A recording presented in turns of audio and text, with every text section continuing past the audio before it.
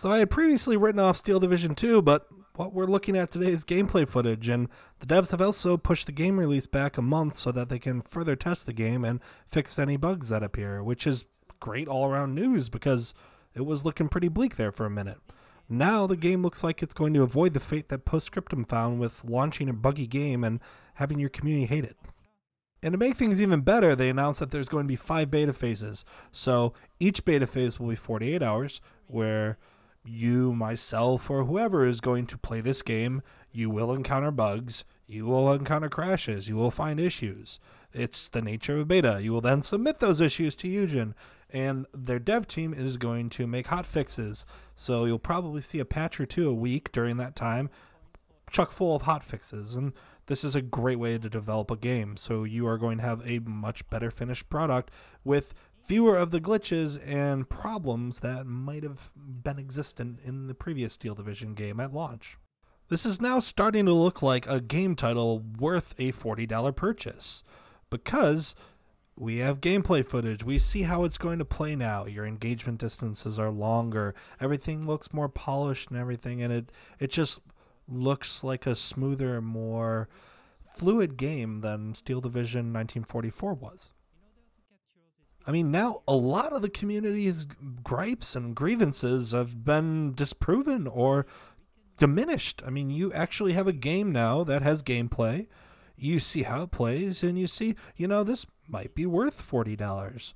I mean, a lot of us have spent $40 in Working Red Dragon DLC or paid possibly almost 3 times that to Escape from Tarkov devs for a game that is still riddled with bugs and is generally an optimization nightmare 2 years later.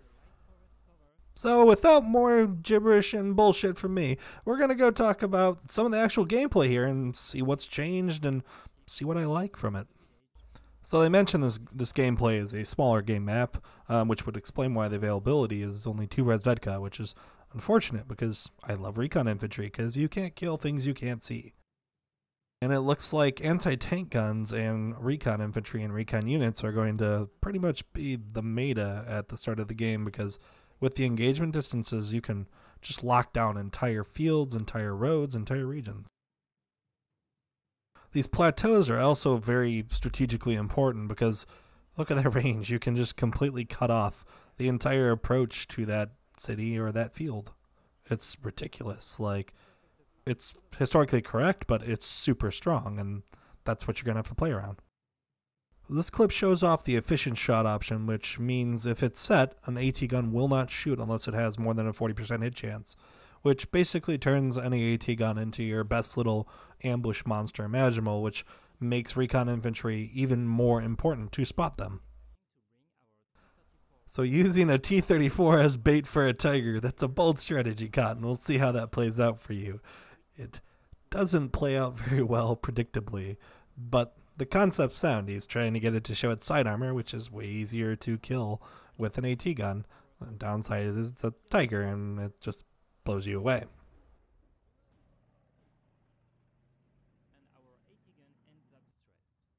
And if your AT gun gives away its position without scoring a kill on the tank, it's going to end up in a pretty poor situation. And I'm not even going to really touch on the situation of a bazooka killing a tiger with its extremely thick front armor. So I'll let the werewoos sit there and ree about that. Oh God, yes. I cannot wait to Katyusha someone's opener and listen to them call me an arty faggot. Oh, I'm so excited. I mean, this is one of my favorite things in the game, is to sow discord and make people generally hate me by cheesy openers. But as you can see, Katyushas are really effective. I hope there will be a Nebelwerfer equivalent on the German side so that you can get some beautiful MRS cancer that we haven't seen since the good old Wargame Red Dragon days. Top Gear top tip. Units in the middle of an open field are prey for AT guns, so have recon and intelligently place your units or they might die. While I'm not here to roast the tactical decision making here, you can't really watch this without cringing in pain as a T-34-85 goes straight into a forest that is heavily populated by the Germans, and it promptly gets crushed because Well, you need combined arms to take forests and things of that nature, or you ideally want to Katyusha the hell out of it before you push into it, or, smoke your tanks when you're pushing up. But, I mean, that's what happens when you push with tanks that are unsupported by infantry. But I guess that was just to kind of show off what happens to the general audience. So we finally got our gameplay video, and it looks pretty damn good. Like, it looks like it fixed a lot of the fluid gameplay issues that I had with Steel Division 1944. The units look great. The animations look great. Everything looks like it's starting to come together. Now, things I haven't seen yet is there's no AA on the field. I didn't see anyone use AA on the field, so two planes just get to roam free and just plane train you into oblivion. I don't know.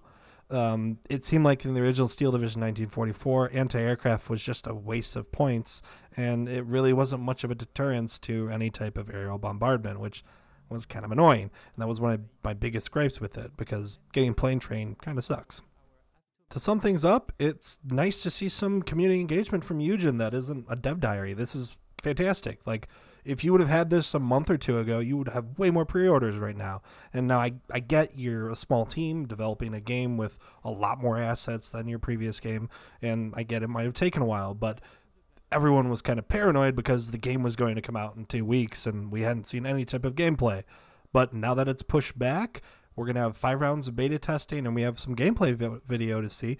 This looks like a good $40 title, and I probably will end up buying it. I don't know if I'm going to pre-order, but I probably will end up buying this, because for $40, I would be glad to support a community and a developer for $40 for a game that is going to have supposedly 10 rounds of free DLC. So if it's 10 rounds of free DLC that's comparable to any of the DLC that we got in the Wargame community, that's going to be pretty damn good. My only request for Eugen now would be just make a Discord like every other developer does, and even if you only post occasionally in there, engage with your community, because you have a fanatical community in a niche game market, and you pretty much have the entire market right now, because there's no one else out there making RTS games set in World War II or in the Cold War. It's just not happening. No other larger studios are making anything like this. And you could really capitalize on this.